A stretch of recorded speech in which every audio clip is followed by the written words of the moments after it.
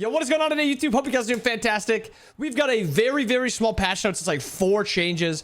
And then I want to talk a little bit just about a competitive, just to like what the spot we're at, how close are we to Vegas, what are the teams looking like, and just give you a quick rundown for this weekend's games. Check out this weekend's games. Check them out. This is like the weekend to watch. You can literally miss everything else. This is like semifinals of March Madness. So you're going to want to watch. So small change. This is mostly like a competitive change, I think. I guess it's a little mixed in with a little bit of ranked competitive or ranked balance. Kepri, Scarab's Blessing, readdressing an issue where targets are constantly reviving.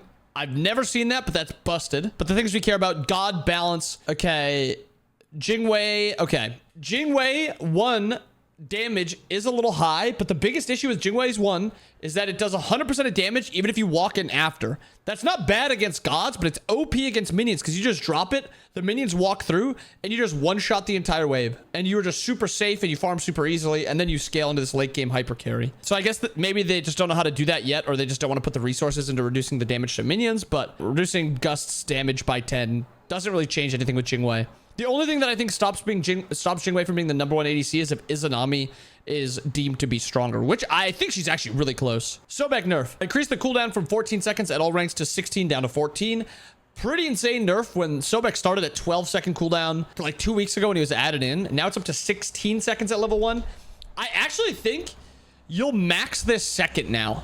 I think you max this second now. I think you max 3, 1, 2.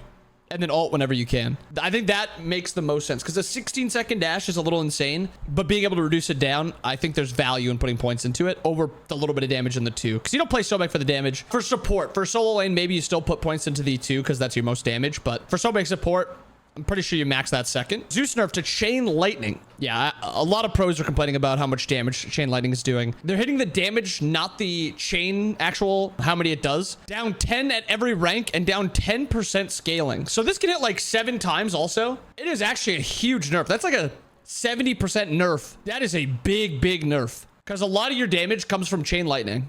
That is a big nerf. Probably needed. I think his 1 was a little too strong, but that's nice. Then they're also increasing the cooldown by 1 second. Again, very nice. I almost think I would prefer his 1 scale down and cooldown. Maybe like 14 down to 12 or 15 down to 13. But yeah, not bad. And then Hasten Fatalis, probably the most useless nerf in the entire game that I've ever seen. Decreasing the attack speed by 5%. The movement penalty reduction per stack is now 33%, but it stacks 3 times.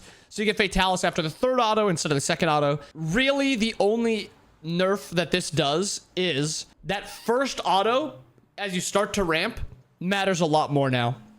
But it doesn't really matter because if you're hitting 1, you're usually hitting 2, and then you're usually hitting 3, and then you're usually hard carrying a team fight. This item is still just broken. The passive is just, there's no balance to the passive at all. I think the stack should be 4. Yeah, I again think that Fatalis is either going to have to be the worst statted item in the game, which it's still not. It's still statted well. And then it's also not very expensive. And then it's also still got a broken passive. And there's no downside to it. Because, like, usually the downside to Fatalis is that you have bad stats. The stats are fine. The stats are fine. They're not bad. They're not great. But it's such a cheap item, it doesn't matter.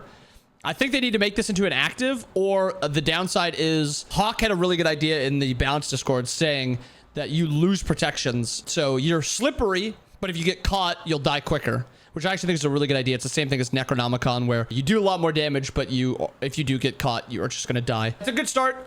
Again, a lot of this is competitive stuff for high-level ranked. Sobek might be more of like a mid-tier ranked thing, but he is very good at all levels. And I think Zeus is actually good at all levels too.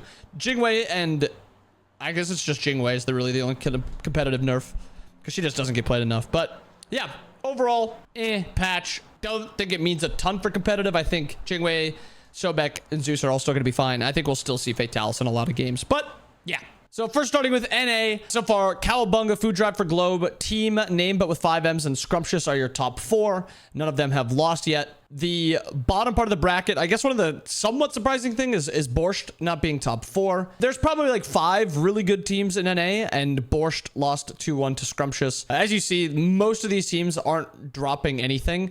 But like Cowabunga versus Food Drive for Globe is going to be a really good set. Cowabunga, Solo, Panatom, Paul, Aurora, Yarkor. And then Food Drive for Globe, Happen, Karmic, Valo, Globe. Actually, Secret Service, it seems like, it's kind of made a little bit of a run too. Tempo, Ferris, NMR, Chinfu, and Skunk with XD and Zen subs. Really no massive surprise. Scrumptious is the Haddix, Nog, Shinto, Ronnie, and Zatman team. Team Name with 5 M's is the PBM Scream team.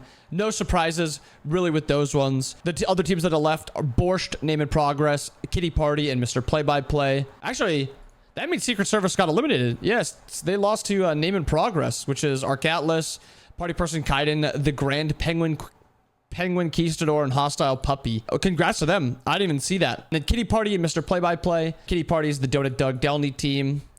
And then Mr. Play-by-Play, Snatty Lairs, Crim, Dash, and Pringles. A little surprising that Look Within also did lose. Lost to Borscht, I guess. So it makes sense. Borscht is a really good team. Those are your top 8 left. My predictions are Cowabunga, Food Drive for Globe, and Team Name, but with 5 M's. Is going to be my guess. I think the Scrumptious team is good. I just think they're at like the same time, like a strange team.